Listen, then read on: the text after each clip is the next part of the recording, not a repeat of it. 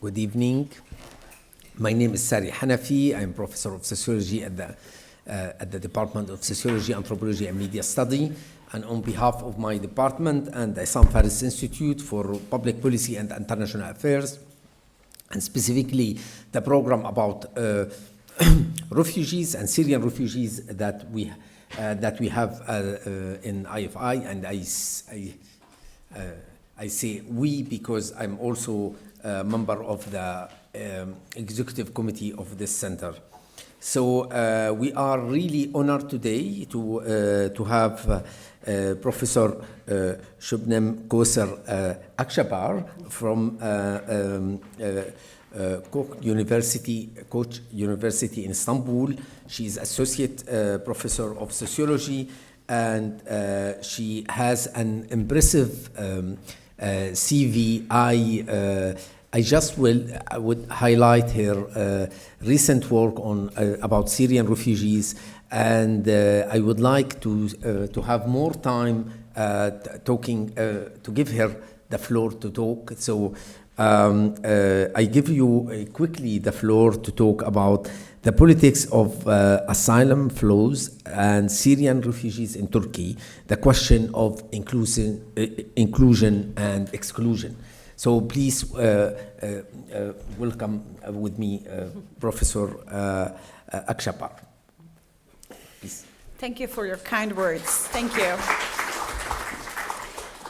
Thank you for your kind words, Professor Hanafi. So it's a pleasure to be here. It's my first time in Beirut, but I have a feeling that it will not be my last. So I'll start by greeting you in the Lebanese way. Bonjour, ahlan, hello.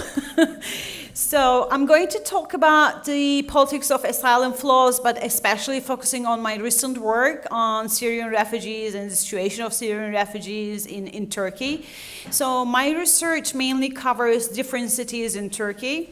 And by looking at the demographics, the changing dynamics, and the local perceptions and of Syrians, the perceptions of Turkish people in different cities in Turkey, but also what the Syrian refugees want. What about the realities of the refugee situation and also the politics of asylum flows in Turkey. This is, in general, in a nutshell, my current research. So, since we are in Lebanon, in Beirut, I don't have to tell you about the importance of migration, thank God, or the flows of refugees, actually. So you are very well, you know it too well, actually. So, but just to give you some statistics, a little, maybe shock you a little bit, if that is possible. Every minute, 24 people are displaced in the world. Every minute. So 1 in every 120 people are forced migrants. In total, forcibly displaced are 65 million worldwide, and we see protracted situations, especially of Afghans and Syrians and, of course, Palestinians. And, well, in Turkey, I don't know about Lebanon, but in Turkey, we've been facing the situation since 2011, and like Lebanon, but the European Union countries, or the global north, let me say, just realized that there's a refugee crisis going on in 2015. And they like to call it, the media, for example, I see some members of the media also here, they in the media like to call it, the European refugee crisis. I said, excuse me, it's not a European refugee crisis what you're facing. Yes, there was a humanitarian tragedy in the Mediterranean, of course, or in the Aegean. So many lives were lost, right? And the island baby on a beach resort in Turkey was a waking up call for the international community. You remember the scene probably. I don't want to show you again.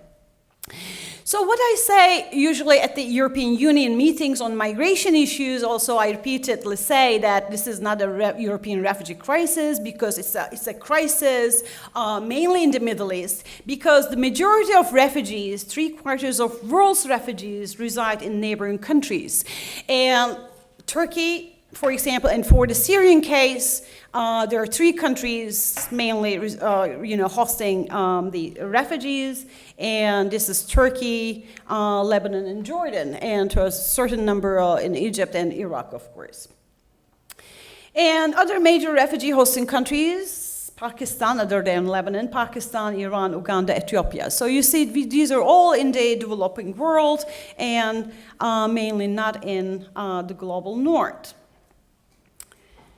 So let me tell you briefly the outline of my presentation today.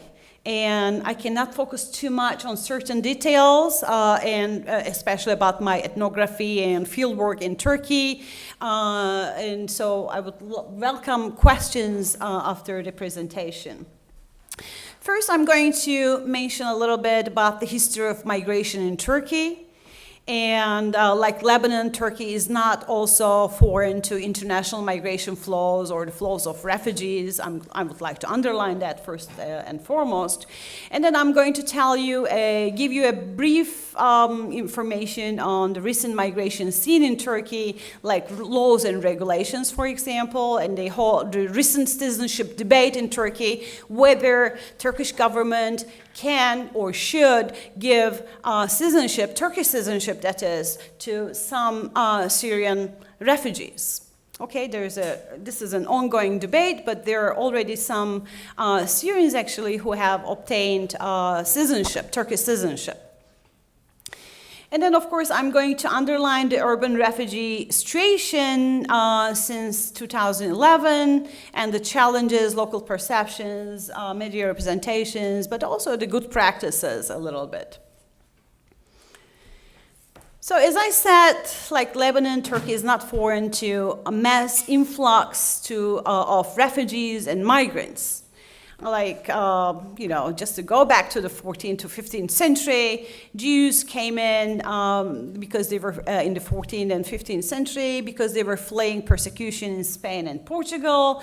Tatars came in a little bit later in the 18th century, Hungarian and Poles in the 19th century. These were mainly non-Muslim populations. And Muslims in Northern Caucasus and the Balkans came to Ottoman Empire in the 19th and early 20th century. So in total, 6 to 7 Muslims migrated later on to the Ottoman Empire between 1829 and 1914. So perhaps for the first time in history, there is a commission established by the Ottoman Empire at the time in order to deal with this mass flows of refugees. And it's called the Muhajir Commission, Immigrant Commission of Immigration and Settlement. So they were mainly regulating the migration and the settlement of these refugees in different cities, and but locally also. Local commissions were established. So what can we say about the characteristics of the immigrants in the Ottoman Empire at the time? Very diverse. Definitely not ethnically, linguistically, and religiously related to to Turks or the Turkish language. So there was a big mix. And after the establishment of the Republic in 1923, almost 2 million people immigrated to Turkey again, as refugees, and they stayed. So, of course, when we talk about nation building and migration, what is the first thing that comes to mind? So you attract the people closer to you, or you feel that they're closer. You attract those masses, and you like to get rid of the other, in a way. So what we see, right after the establishment of the Turkish Republic, that there was a population exchange between Turkey and Greece. So 1 million Greeks actually left for Greece, and around 600,000 Turks actually, or ethnic Turks or Muslims actually came to the newly established Turkish Republic at the time. In 1960s, we started, or end of 1950s, we started to see labor migration also from Turkey to Western Europe. Now, we talk about almost 5 to 6 million Turkish diaspora, mainly in Western Europe, but also in North America. Smaller numbers in Canada, but larger numbers in the US. So almost 1 million people left, between 1960 and 2010, to these countries, but mainly Germany, Belgium, the Netherlands, and the US. Of course, in 1980s, after the coup d'etat, we see some asylum seeking from Turkey to, again, Western Europe, and then the number of countries maybe increased, or the destination countries increased, including some Scandinavian countries. But at the same time, this was outflows, actually, out-migration, right? So, but in the 1980s, we started to see also what happened in the 1980s in Iran, the regime change. And so we saw many people coming from Iran to Turkey in 1970s, early 1980s. And some of them stayed, but the majority of them left for other countries. And now they established a big part of the Iranian diaspora. And again, 1980s, actually, 89 to be exact, we saw some Bulgarians, actually, Bulgarian Turks, coming to Turkey because of discrimination, persecution of ethnic Turks in Bulgaria by the communist regime at the time. In 1990s and early 1990s, they were fleeing Saddam Hussein, persecution, and chemical attacks in northern Iraq. They were coming to Turkey. In 1990s again, the Yugoslav Republic, we saw, after the dissolution of the Yugoslav Republic, we saw the Bosnians arriving also in Turkey. And after 1990s onwards, because of the changing global scene again, the dynamics of migration, the dissolution of the Soviet Union, there were many reasons. And we started to see, again, transit migration and irregular labor migration from different countries, as well as asylum flows from diverse countries. So that was a summary of it. If we come back to today, but before I tell you about this situation of the Syrians or the Syrian refugee flows, I have to tell you a little bit about the, laws and regulations. So Lebanon and Jordan are not signatories of 1951 Refugee Convention, right? But Turkey is a signatory of 1951 Refugee Convention. So what is this Refugee Convention?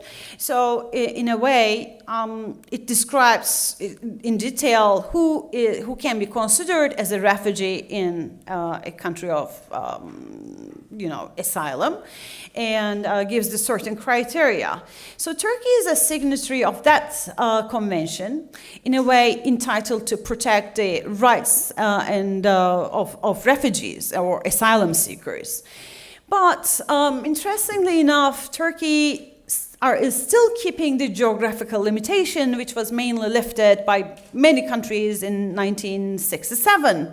So what I mean by geographical limitation is that Turkey is keeping geographical limitation in the sense that Turkey accepts refugees or asylum seekers coming from Europe, as a result of the Cold War, of course, as a continuation of the Cold War politics.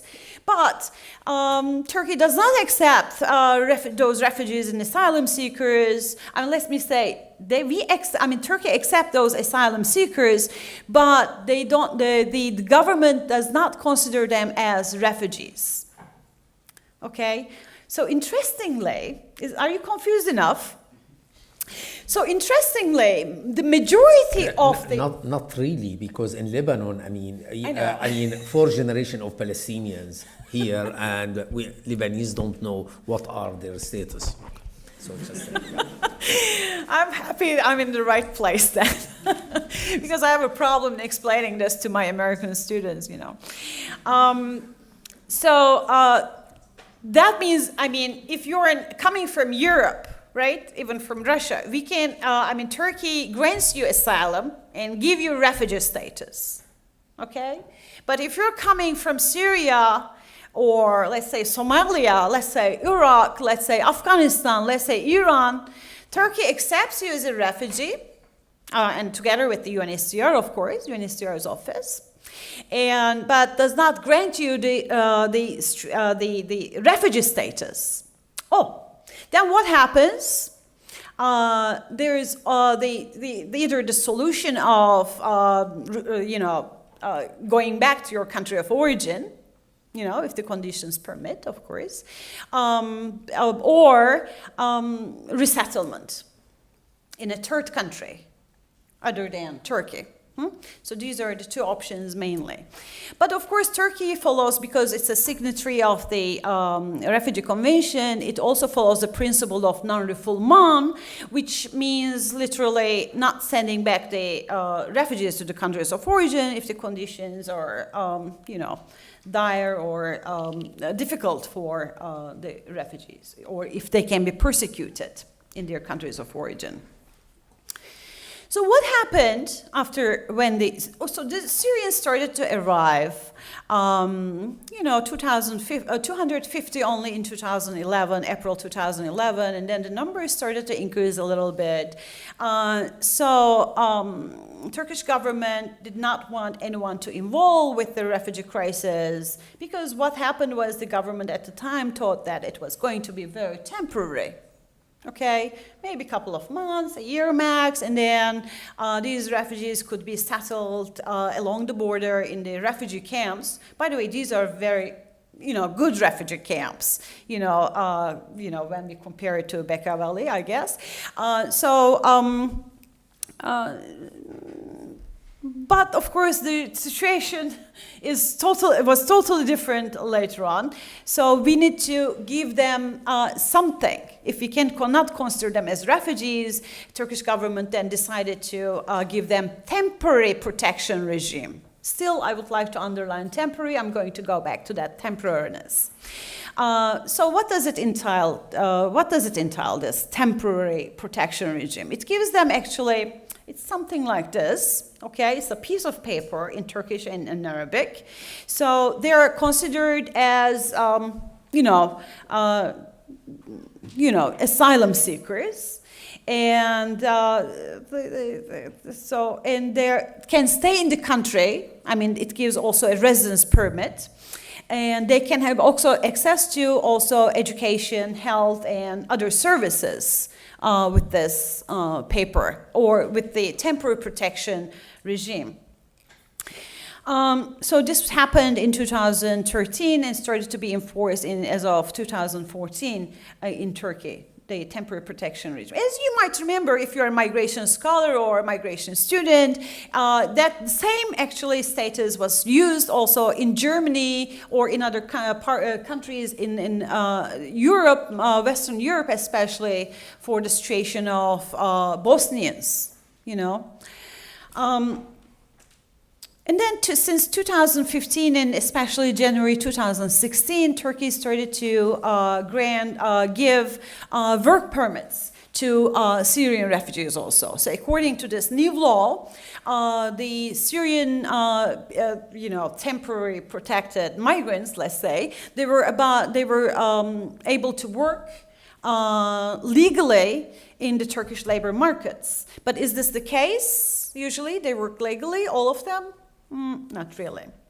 And then it also gives kind of the law in 2000, which was put into effect in 2016 January. It also recognized we started to recognize the diplomas actually given to Syrian refugees, because surprisingly, to many officials, there were many educated and highly skilled people among those actually Syrian refugees coming to Turkey at the time. And then if you remember, there was also the deal on migrants with the European Union in 2016, meaning that if, if a migrant is crossing the border illegally and is caught, he or she was going to send back to the first country of entry, which is usually Turkey, as we are the transit country. As I said, since 2011, there was an open door policy based on humanitarian grounds, and the numbers now, not 250, because it was 250 in April 2011. Now we are looking at the number of 3 million, more than 3 million in fact, and these are the registered numbers only. And so I assume it's more than, it's a little bit, 3.2 million. And there are around 26 camps, 10 camps, and they are usually near the border of Syria and Turkey, and only 8% of these 3 million reside in these camps. Other than that, almost 92% are staying in urban areas. So the majority of them live among us in metropolitan cities or urban centers. We have also other asylum seekers and refugees, mainly from Iran, Iraq, and sub-Saharan Africa, but also from Afghanistan.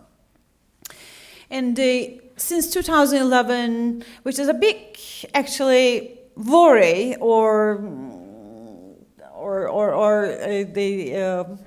the debate, actually. The 230,000 babies were born to Syrian parents. And only half of school children between the ages of 6 and 17 go to schools, and only 15,000 pursue higher education in Turkey at the moment. And 2 million of all Syrians actively work. But despite the work permits issued, most of them are working, including the children, of course, or teenagers, work in informal markets, like the case in Lebanon, I'm sure. So when we look at the major challenges, what are the major challenges in Turkey? Secularization of migration and the fear of diversity, or losing the original culture of Turkey. And of course, we have, on top of that, we have the integration problems. We have this, fear of lost generation of Syrians and the schooling of Syrian children. How is it going to be? And which curriculum they should follow? Because, in Turkey, we don't speak the same language, huh? So, but when I first came here, I thought since Syrian people speak Arabic, things should be easier, but I see there are still many problems despite the common language. Of course, the other problem or challenge is that the situation of urban refugees. Now, I said 92% of all refugees in Turkey, including Syrians, live in major cities. And there are certain reasons for that, but definitely there are also challenges of that. I'll start with secularization of migration. No need to say that the states are often driven by security concerns, and displaced people face a climate of intolerance, discrimination, xenophobia, and racism. And they're often blamed also for disrupting solidarity and fueling ethnic strife, altering or changing the social fabric. And this also generates some populist politics or a populist discourse in politics, or also, it also has effects in media representation of Syrian refugees. Okay, I know there are also reports or articles on media representation of Syrians in Lebanon, and so, which is very much in parallel with Turkey, with the situation in Turkey, because they are either depicted as victims, okay, and who are in need of humanitarian aid, or they are depicted as the other. Or the common themes, for example, as I recognize between the Lebanese and the Turkish media are that the refugees or Syrians especially are a threat and a burden on society. They're stealing the jobs of local people. They're changing the culture and, of course, the ethnic composition. And I understand it's a very critical thing to discuss in Lebanon, because you're a very multicultural, multi-religious country. And, of course, in turn, and I was speaking with some people for the last 2-3 days, and they were usually depicting this situation as like a bomb, ready to explode. So in a way leading to collapse of the country, if you will. But some media sources like to focus on that the country is still in need of international aid. The assistance coming from international community is very low, and blah, blah, blah. Of course, this whole discourse in the media, in popular politics, it has a direct influence in return on asylum and protection policies.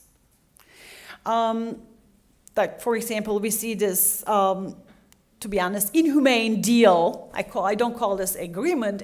Actually, it was a deal between the European Union and Turkey, not in an effort to stop the deaths in the Mediterranean or in the Aegean, because it's still ongoing, actually, to a certain extent. I mean, it stopped, to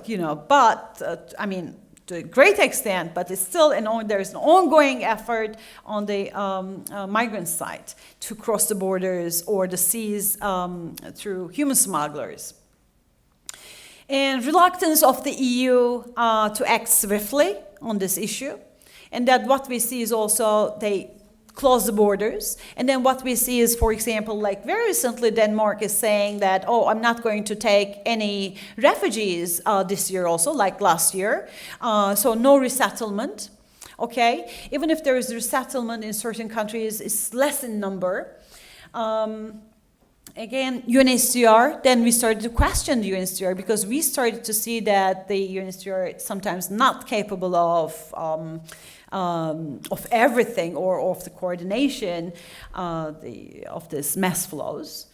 And the key aspects of protection, for example, such as admission to safety and local integration becomes also very difficult because of this media representation or negative media representation and the populist politics.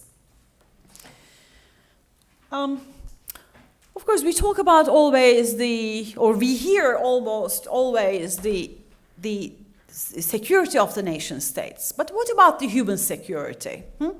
Back in 1997, the United Nations, there was a United Nations Human Development Report. And in this report, it summarizes the human security in general, not mentioning the migrant security, but human security under 7 headings. And these are economic, like access to basic income, having a job, etc. And food, access to proper food, etc. And health, access to health services. Environment, protection from environmental threats, like earthquakes, tsunamis, cyclones, floods, etc. And personal security, protection from physical violence, persecution, including domestic violence, that is. And community, again, protection from interethnic strife, and religious conflicts, and access to education, and political protection or political security that, should underline that all people should live in a society that honors their basic human rights. So, when we look at the Syrians, actually, they're usually migrating, or when we look at migrants in general, they usually migrate or leave their country of origin, or displaced, leave their country, not leaving their country, but leaving their homes, internally displaced, because of these reasons, or combination of these reasons. Of course, another major challenge when we talk about Syrian refugees in Turkey and in the Middle East in general is about social cohesion. And we know, for example, in Lebanon, also in Jordan, but also in Turkey, despite these security constraints and heavy financial burden on the society, the majority, these countries provide protection and assistance and based on established religious solidarity and long-standing traditions of hospitality and ethnic linkages. Of course, I said I focus especially the countries in the region, like Lebanon, Jordan, and Turkey, because all these countries have had prior experience with refugees, and it's a determining factor in shaping this. It should be a determining factor in shaping better refugee policies. However, long-term integration policies are needed. Other than this ad hoc solutions. Like, for example, sometimes the governments are thinking that if we give them enough humanitarian aid, it should be enough. But we know from other protracted cases, humanitarian aid cannot continue forever, right? And we should give them something else other than aid in kind or cash, to make their lives better, to come up with more viable solutions for their problems. So, because whether we like it or not, they're not going back to their countries of origin tomorrow. We need to, the international community needs to find a solution for us to this, to this problem.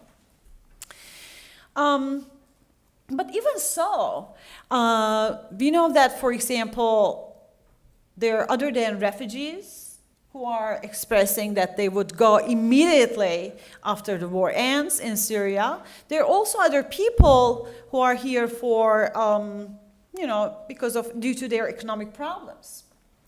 And so they can be considered as economic or labor migrants. And whether the war ends or not, most of them are saying now, they're not going back to Syria because they have a better livelihood here or more economic opportunities here in Lebanon. So let's also have a look, when we talk about social cohesion or integration, I think we should also have a look at on state discourse on refugees. I talk about temporary protection that the Turkey grants, and we also at first the Turkish media and Turkish politicians like to call the Syrian asylum seekers as misafir or duyuf, or we hear the same actually expression in Jordan and Lebanon. So this misafir or guest. Suggests that the initial labeling was shaped by the expectation that they were going to be staying here for short term, and they shouldn't stay for long term. So they were not considered refugees. I think still the popular discourse is in Lebanon is nazihun, right? Displaced instead of calling them refugees. And in Turkey, people under temporary protection, and this really underlines this expectation of temporariness and, of course, giving them less rights. In the Turkish case, what we see is actually national policies are usually slow and sometimes detached from reality. But what we see, and I need to find out more about this, maybe I can learn from you after my presentation, that the local NGOs and local governments are becoming more and more strong and more effective in coming up with solutions. Like, for example, in Istanbul, Istanbul is a big cosmopolitan city, of course. In Istanbul, these are the numbers of Syrian refugees in certain municipalities. And the overall population, number of Syrians, increased tremendously, of course, within, especially 4 or 5 years. And look at the ratios of number of Syrians to overall population. So the municipalities, actually, especially the Fatih, the fourth one, and Esenler, and Sultanbeyli, they come up interesting projects. They come up with interesting projects in order to solve the problems, address the problems, day-to-day problems of these refugees. What happens is that, usually in these neighborhoods, in these municipalities where you see high concentration of refugees, and the municipalities established, or with the help of local NGOs, they established, for example, community centers for Syrians. And in these community centers, there is legal advice, there is medical treatment, usually carried out by Syrian doctors, medical doctors, and some psychological assistance also, because most of the refugees are having, post-traumatic stress disorder, including children. And they're also, organizing Turkish classes for women and for children for better integration, or to be able to find better work opportunities in the labor markets. You might remember, and the third challenge is urban registration, I think, because in 1990s and 1980s, you're not that old, but we were talking about, in articles and books, we live in an age of migration. Somehow we discovered that in 1990, that we were living in an age of migration. Remember the Castle's book on that, probably.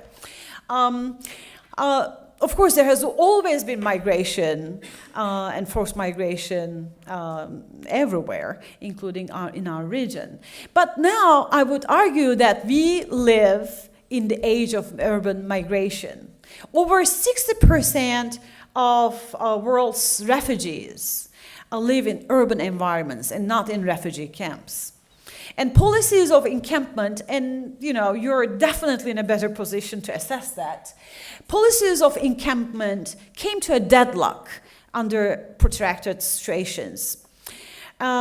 So refugees in urban areas are subsets of larger populations, definitely. The first one is other migrants and other displaced people, right? And the second one is national urban poor. So they become united in a way. They join all the national urban poor or other or the migrants and displaced, and they share space in cities. Of course, when they actually go to these neighborhoods, and what we see is also a transformation of certain neighborhoods in metropolitan areas.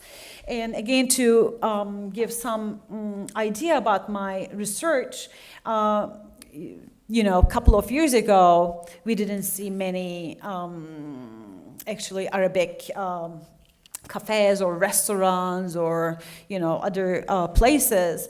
But now in certain neighborhoods where the Syrians especially live, we see almost everything written in Arabic, and the population also changed.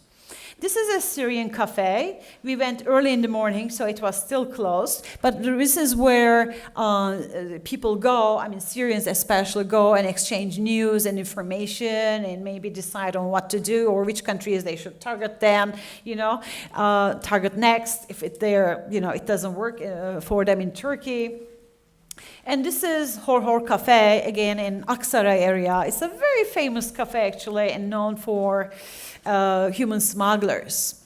So if you like to exit Turkey and enter, take this perilous journey, dangerous journey to Greece, or you maybe take through the seas, or take another maybe land route and to Bulgaria and elsewhere, this is the place where you can find human smugglers.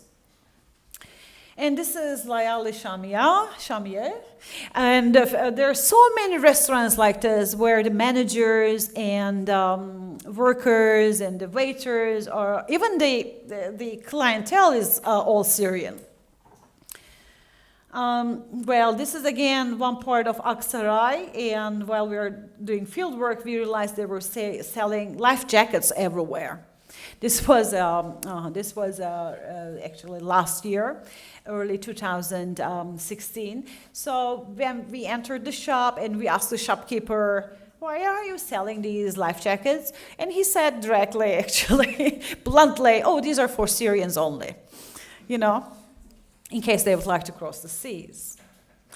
And here's a man doing import-export business, again, in a different part of Istanbul. And he was very proud to say that to us that his two sons are already crossed the borders and reached Germany. And oh, you can see it far, but never mind. It's written here that they are looking for employees. Yes, but who's able to speak Turkish and Arabic at the same time. Okay, usually in these shops, in certain neighborhoods, they employ then Syrian refugees. Well, this is actually a funeral handover at the border in Turkey near Gaziantep. This is one of those actually near Gaziantep is a city very close to Aleppo, actually. So we learned that while doing field work, we learned that a Syrian refugee lost her life.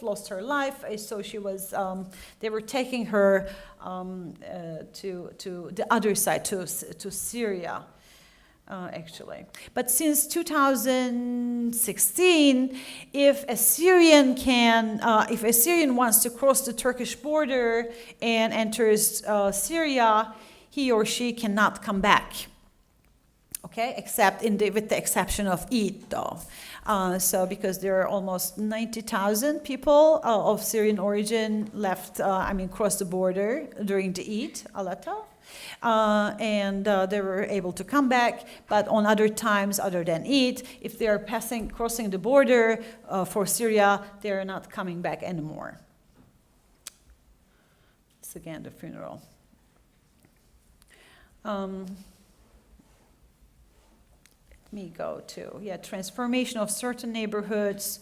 So why are then the refugees are attracted to urban areas? Of course, due to security concerns. Sometimes life in camps are not very easy, and because of ethno-religious solidarity and support networks that they can find in major cities, and access to aid, humanitarian aid, sometimes education and health services, and also more opportunities definitely in city centers for work, and there are also hopes for resettlement. Yet they also face more discrimination, abuse by employers, tensions and fights occur with the local people and other refugee populations, and of course we see higher child marriages in that area. To conclude, I would say that we seem to forget that main reasons of migration and human security are really interlinked. And if we're not addressing these issues, we cannot really manage migration and asylum flows. And we seem to forget also the opportunities of international migration. Pluralism and enrichment of societies is not a negative thing, but it's a good thing, actually.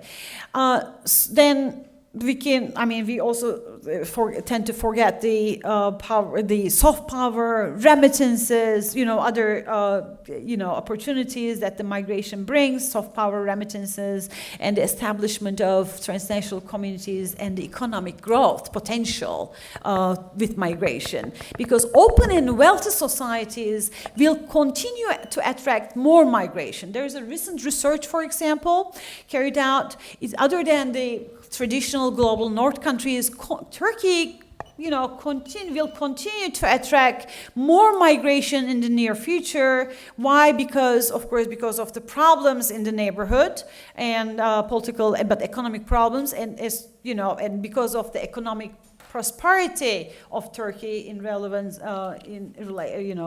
relevantly in the other countries in the region.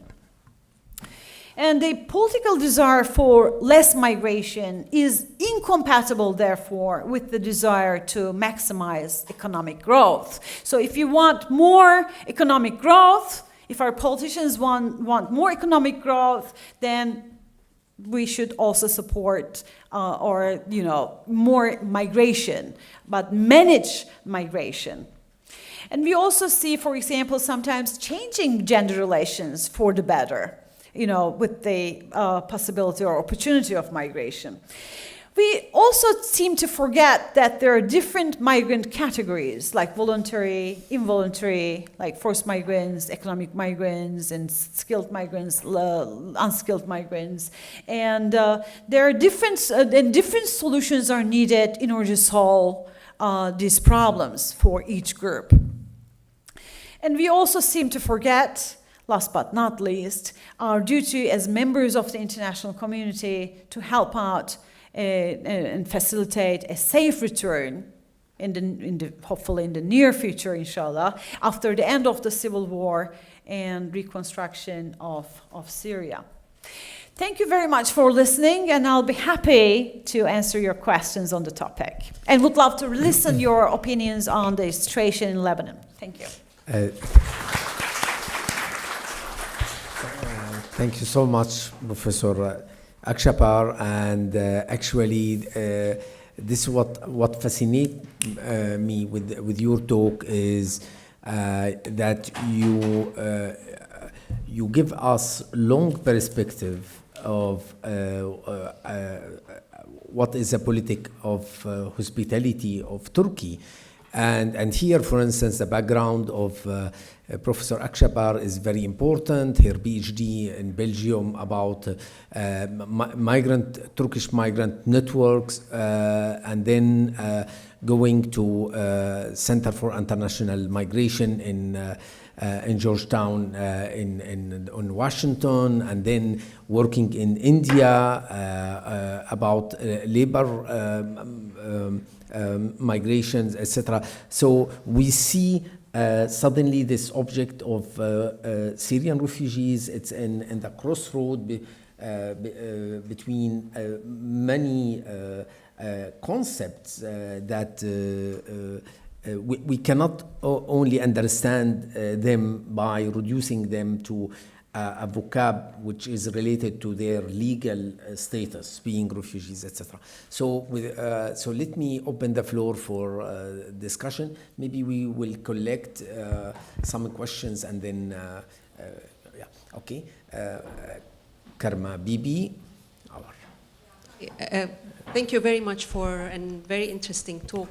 I would just like to ask you two questions. First, you said that some Syrians were accepted in Turkey and others not.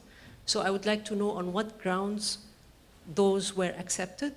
And the second question is that you said that there is a change in gender relations, and I would like you to explain a little bit what you mean by that.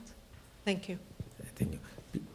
Yeah, so please present yourself. No matter. Yeah, please. Okay. Thank you very much for this interesting presentation. You've raised so many aspects please, your name and... my name is Jonathan Kriener. I'm a research associate at the Orient Institute Beirut, which is a German institute for humanities and social studies in Beirut.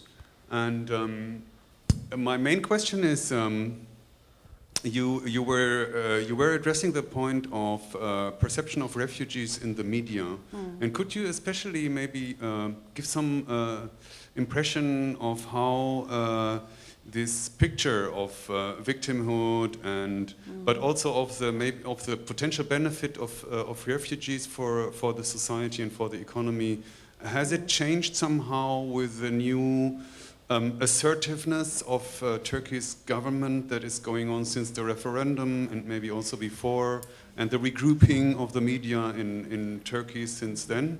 That's the one point, and then the other point also with the gender, with the changing of gender relations. Did you have? Can you give any examples from your field research for that? Thanks.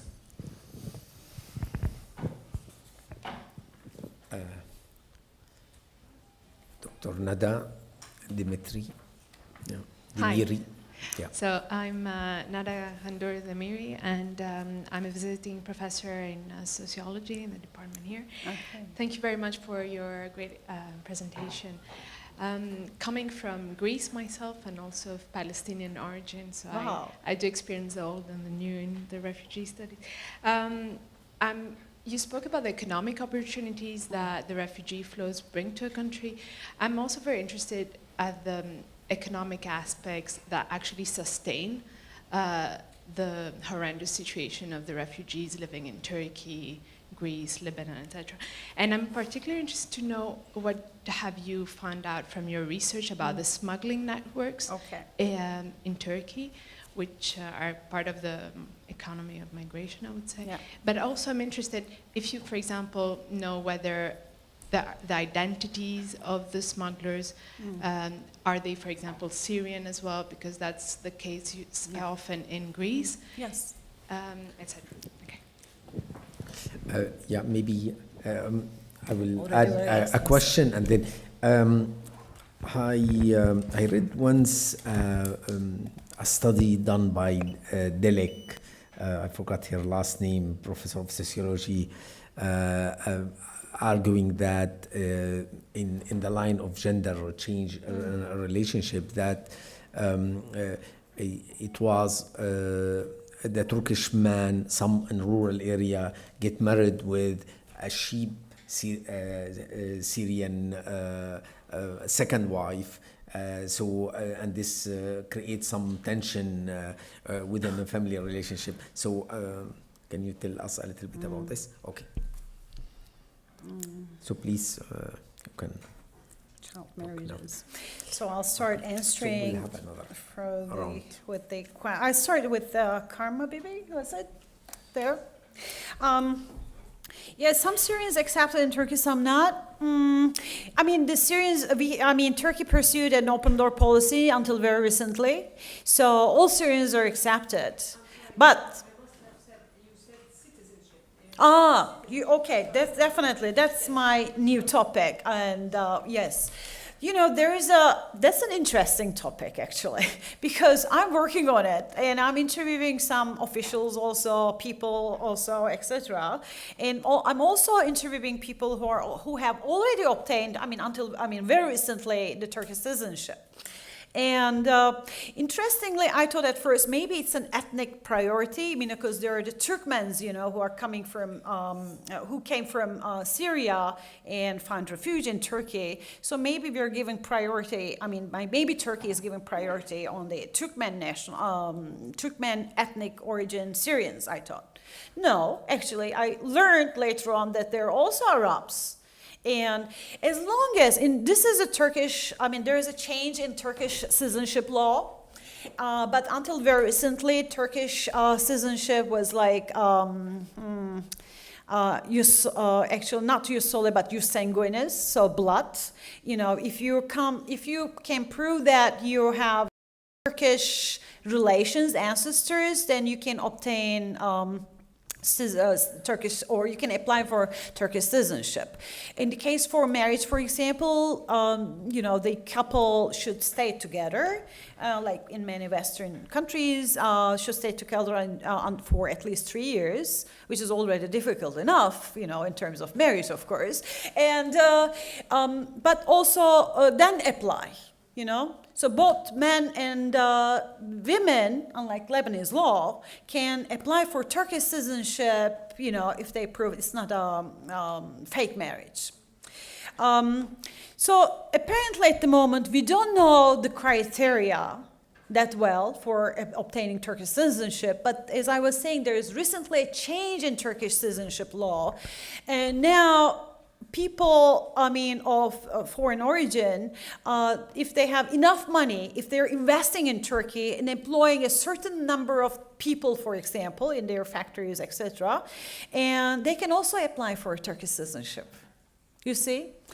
And someone asked a question.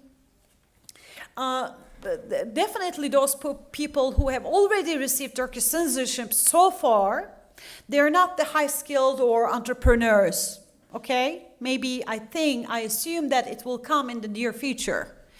And because the Turkish president announced that there will be at least 100,000 people who are going to be admitted into the citizenship. Okay, who will be given Turkish citizenship, at least. So I'm assuming that in the near future, we are going to see that the Syrian entrepreneurs, Syrian businessmen, or also non-Syrian others who are applying for Turkish citizenship. But for now, it's either the Turkmens, if they prove, the ethnic solidarity, or the Arabs who have relatives or ancestors in Turkey. We have a town. When you look at perhaps you realize the overall ratios in Istanbul of certain neighborhoods where there are a large number of Syrian refugees live. And what is it to a Lebanese, right? Your country hosts the highest number of refugees per capita. But we have a town, we have a city called Kilis. It's near the Syrian border. And you know what? The population of the Syrian refugees is 97% compared to the population of local Turks or Kurds. Because what happened is that because it's not safe, and at least it wasn't safe for so long, and so many locals actually left the area, and so the Syrians took over. So that's a different thing. Changing gender relations, we have many questions on that.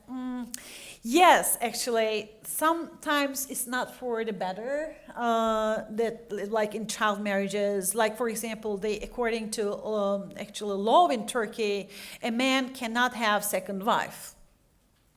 One Turkish woman is good enough, actually, or troublesome enough, actually, for a Turkish man. At least that's what they say, including my own husband.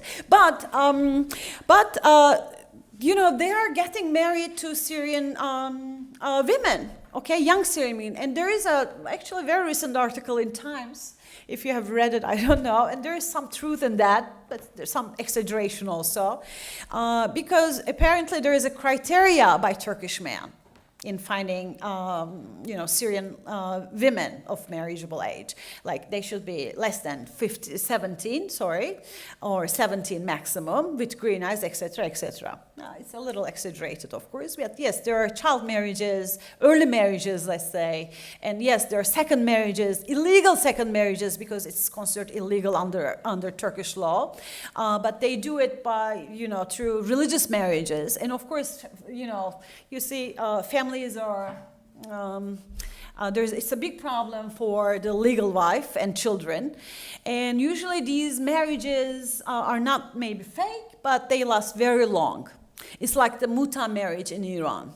It lasts maybe 1 week, 2 weeks, you name it, and then the girl, has to go to their family's house. But usually, when I was doing research again, I realized that usually this early marriages take place with the women-headed households. In women-headed households, because usually the father already died, or still in Syria, or disappeared. Okay, and the woman comes and with children, okay, on her own, and well, it's very difficult to survive as a woman, right? With 5 children, 7 children sometimes. So what happens is that it's an economic necessity, I'm afraid to say, to marry off one daughter.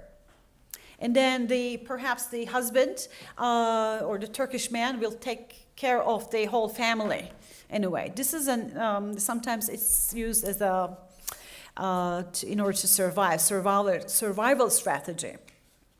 But there are also, so I answered your question hopefully. So there are also good changing relations, because there was this woman, for example, who was experiencing physical abuse, okay, from her husband. As I said, I mean, if there are psychologists here, they would know there are lots of cases of PTSD, post-traumatic stress disorder, among the families. So she was experiencing lots of abuse and physical violence. So what happened is that together with the help of a local NGO, she went to a shelter, a Turkish shelter. And again, with the help of the lawyers, etc., she was able to divorce her husband. And now she established her own NGO, helping women or young women actually in her city. Working for the empowerment of those ladies, because she was an educated woman, actually an engineer, so she's able to speak some English and already some Turkish. So there are also good examples, that's what I'm saying. What else? Perception of refugees in the media. Yeah, that's a very good question, because now we have more pro-government media, right? And there is also a little bit anti-government media. Anti-government, so they're criticizing the government policies, especially regarding the open door policy. And, so many Syrians are already in Turkey, and they're changing the culture and the secular principles of Turkey. So in a way, what we see, we see a polarization. What we see is a polarization in the Turkish media also.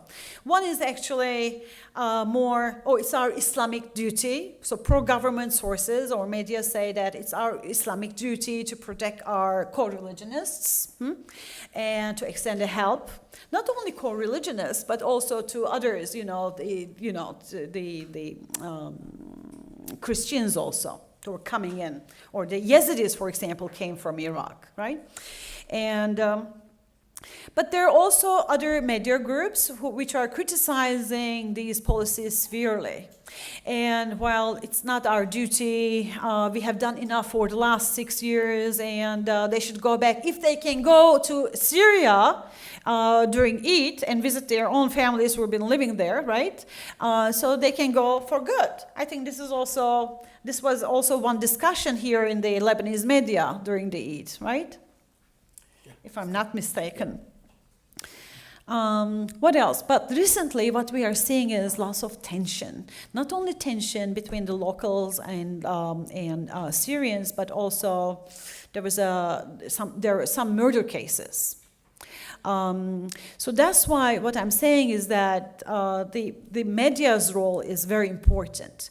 But we need to act. We need to come up with proper integration policies now. Not only citizenship, but integration. How to make them part of Turkish society, if they want to stay here. And if you ask, for example, I've been asking about what are your future plans? Would you like to go to Germany, for example, in the near future, if you're given the opportunity? Would you like to go to Canada? Would you like to go to US? Would you like to do that? What they're saying is at least the majority is saying, the majority of my respondents, I cannot talk for the whole Syrians, of course, not for the 3 million, but they were saying that we would like to stay in Turkey if we are given an opportunity. But if we have proper work, if our children can go to schools, if we can have access to medical care, for example, which they do, but sometimes getting the medicine is a problem. Because the government does not pay for the whole medicine, actually. And they, of course, especially the Sunnis, they like Erdogan government very much. And they were especially very afraid, they told me, during the coup attempt last year, on 15th of July, they were very afraid. Why? Because if there was a government change, they thought, because of the coup, they would be expelled from Turkey and sent back to Syria. That was their fear, they said. And plus, of course, the whole attempt and military takeover attempt was like reminded them of the situation in Syria. Take another round. Yeah, economic opportunities.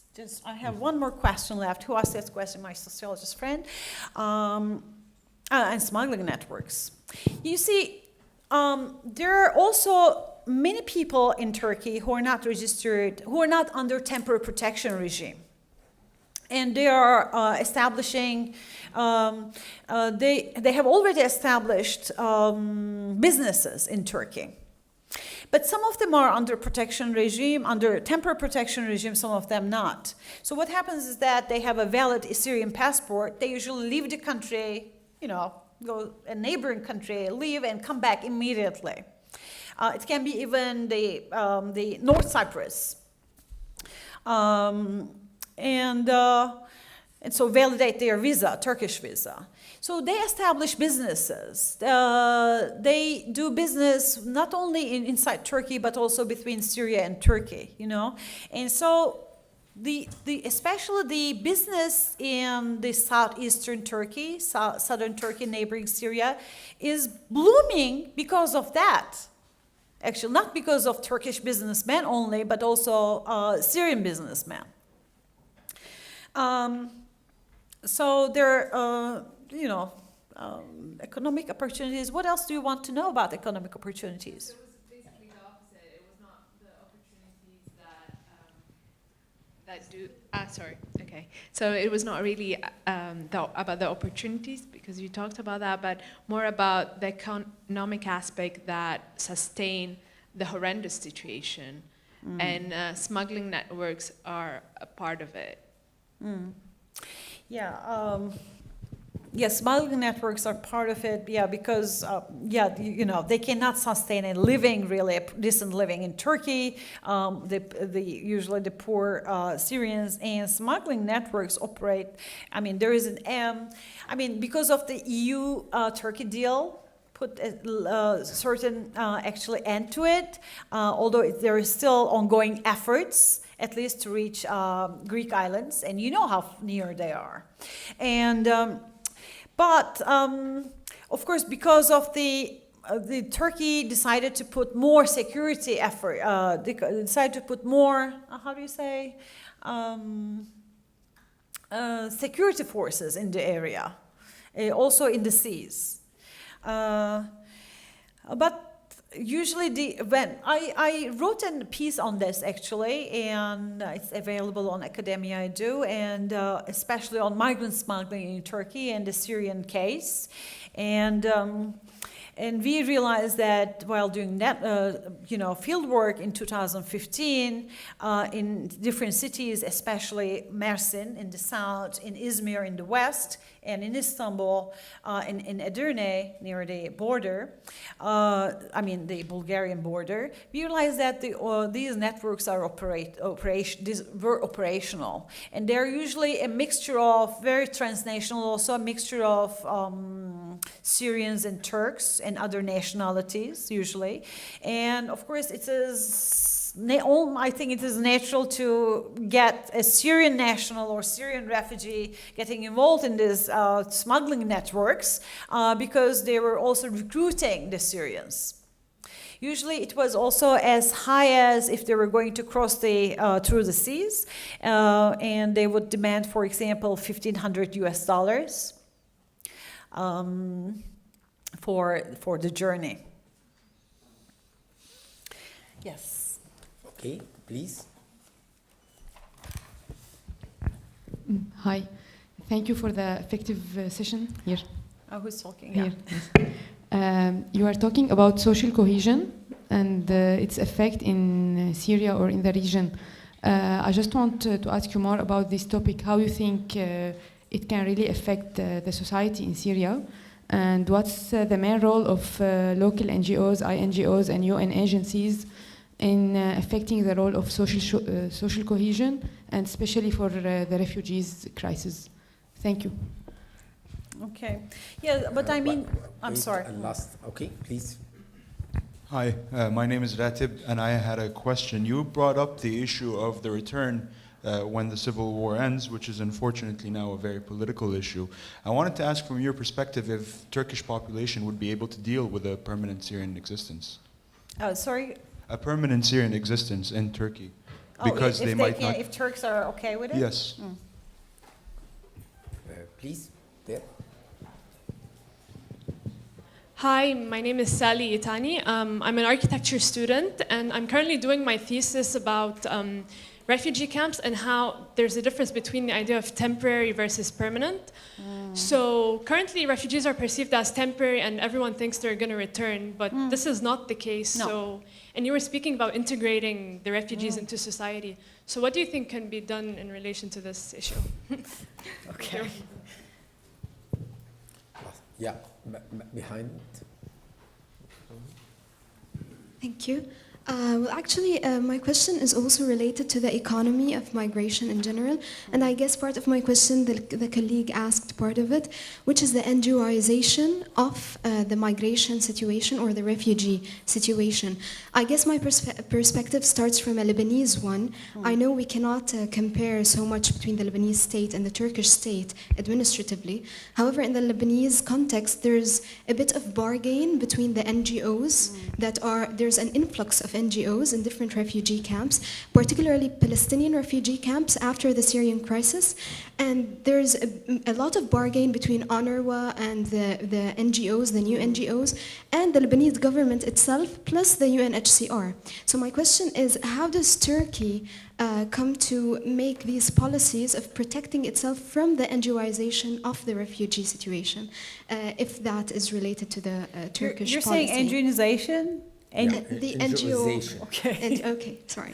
And another question, and here, pardon my maybe my ignorance in the matter, but what about the Dublin Accords and its relation with the policies of migration and the situation in Turkey?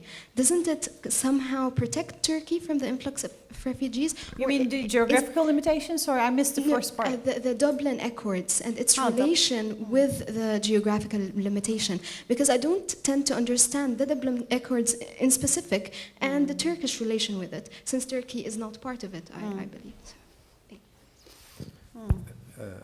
Okay, so just I want to comment about this economic aspect. Here, I'm sociologist of knowledge production, so I keep observing workshops produced about specific topics, and one of them is refugees. I can tell you among almost 200 participants in workshops about Syrian refugees in Lebanon, you have less than 5 talks about Syrian refugees as an asset and not purely a burden to Lebanese government. And really, I should highlight the work of Nasser Yassin, who developed a mailing list where sent every day a kind of fact about refugees, where we see a very complex image than this all stereotype developed by very, I would say, racist media. And I would say even a kind of academic community which, play not balanced way of understanding what is the situation of Syrian refugees in Lebanon. Yeah, okay. Just a comment. Yeah, very good point indeed. So I started with the local cohesion. Who asked the local cohesion and role of NGOs? Yeah, sorry, social cohesion in local NGOs. Some questions are related with each other, actually, and role of local NGOs you would like to learn in municipalities, right? Of course, someone also asked the integration issue. You did? Well, if I have it's very difficult to answer, of course. to answer how we can integrate the refugees or these migrants into, if they want to stay in Turkey, you know, so into the Turkish society. If I come up with a very good answer, I have to be a politician, I think, in order to implement. Because as academics, or or sometimes NGOs, that we give advice, and they like to take our advice on different matters on migration, but they hardly ever do it, right? I'm saying also we need to work, people and local NGOs together with local NGOs and local municipalities and the government, offices, there is a need to work together. And we need to be able to tell also Turks, the citizens of Turkish Republic that, look, they're not going anywhere soon. So we need to teach them Turkish language. We need to make them feel accepted in our society so that, there are not problems in the future, like, for example, and I think we are very well situated in this because, we are a country of not only receiving migrants and refugees, but we are also sending, and we already have an established diaspora in Europe. And what happens with our labor migration experience is that usually the Turkish immigrants face lots of discrimination in 1980s, 90s, and even now in certain countries, right? Because why? And they had problems of integration also. And not because they were Muslims or they were coming from this ethnic background or so, but because there were I criticize as a migration scholar because there were no integration policies put in place in those countries on time. Okay, now they try to do it later on, but sometimes it was too late. Okay, but now we're talking about like third generation of Turkish immigrants, okay, and they're very well integrated, actually. And when you ask them, for example, they consider themselves, belonging to Berlin, Munich, or I don't know, Amsterdam, more than Turkey, or more than the village of their ancestors. You understand? So if they were given enough opportunities in education, in employment, and then they can be integrated. So what we are saying is that take the example of Turkish migration to Europe especially, and don't fall into the same trap of the Western European governments not putting in place the necessary integration policies on time. And let's do it. And we don't have to wait for third generation to be integrated into Turkish society. I think that's a case that we can really work on because we have an issue at the moment between some European Union countries also. Return. And then while doing that, the people, but the local NGOs, municipalities, who know the people living in these neighborhoods, they have a very important role too. You understand? So it's so regarding return. Who has the return question, please? Oh yes, permanent existence. Return is possible if the war ends, because those people who would like to go back.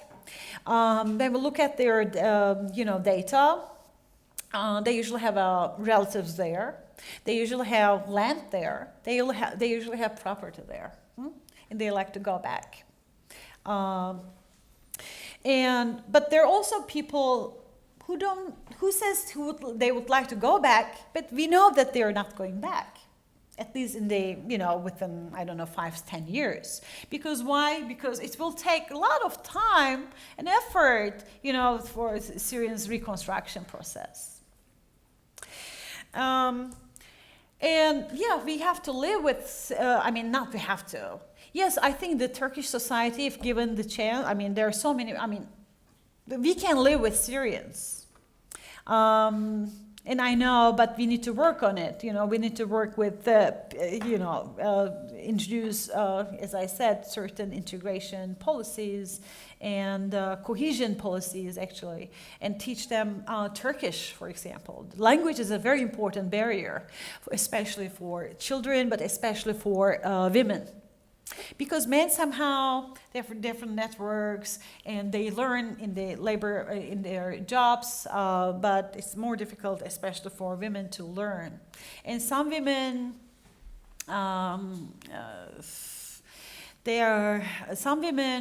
okay, I've talked about changing gender relations, okay, the positive effects, but some women are confined to the house.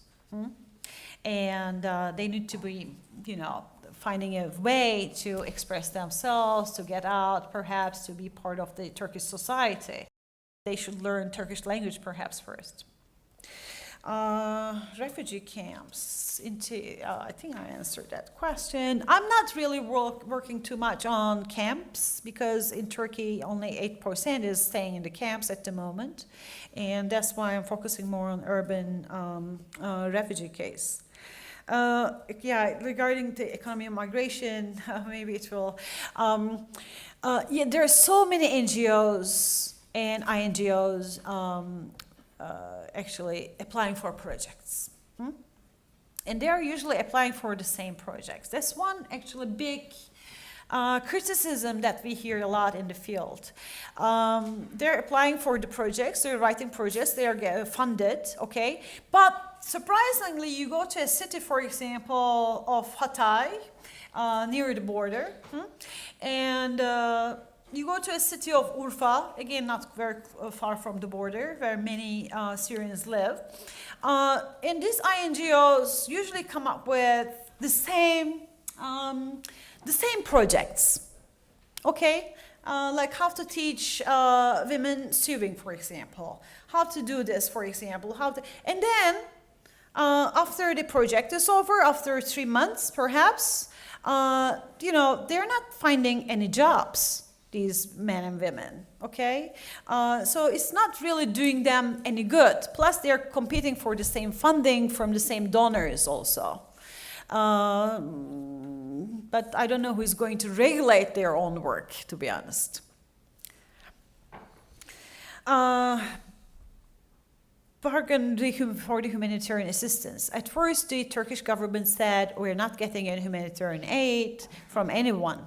Not any no international humanitarian aid. But then after spending $25 billion US, okay, they said, okay, we need assistance, definitely. And then the UNHCR comes into the picture, other international organizations, come into the picture, and now they're doing common projects, joint projects together with UNICEF also for children, how to teach them read and write, also with Germans, actually, German donors and Australian donors, Canadian donors, how to teach them, for example, English and Turkish at the same time. How to make them, for example, now Syrian children, thanks to these projects, thanks to some of these projects, let's say, okay, which are really working, and now Syrian children can enter Turkish schools directly without losing any class or years. Because they know how to speak Turkish and how to, so they manage together with the Turkish students, especially in the elementary level. Of course, but then there's another issue, especially in education. But then it's another topic, I guess, because then the schools are overcrowded and the teachers complain that they're underpaid. There are so many other issues. And plus, of course, there's also bullying in schools that the migrants and the refugees might face. I am very familiar with Nasser Yassin's work, and so we are inspired also. There are also good examples. We need to put an end. We also felt that we need to put an end in this racist discourse in media and among the population at large. So we are also emphasizing the good examples, in Turkey. So we are also starting a new project actually, by recording the oral histories of refugees. And we are going to show this in a museum, actually, you know, so it's up to them to show their face or not. I mean, we want to keep their privacy and anonymity, of course, but we like to show Turkish people their real story, how the human tragedy, and how they are coming up from this tragedy and making a life for themselves in Turkey. You know, so we would like to show this to people, to Turkish people. Regarding the Dublin Accord, of course, Turkey is not part of the European Union, but of course this, and they are seriously considering, both the European Union countries and Turkey is seriously considering whether we should continue with the process or not, you know, with the accession negotiations or not. So it's a very negative atmosphere now between the EU and Turkey, regardless of this EU refugee deal, which many humanitarian organizations and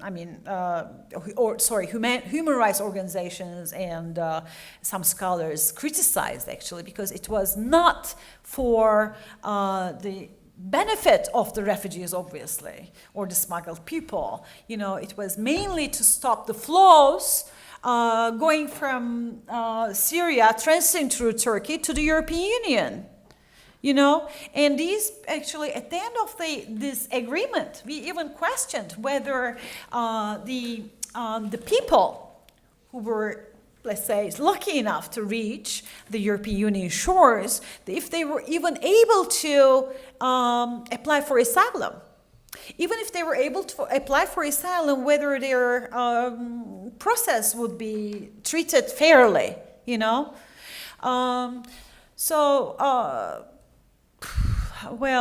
But then in return, the Turkish government would get free movement also in the Schengen area.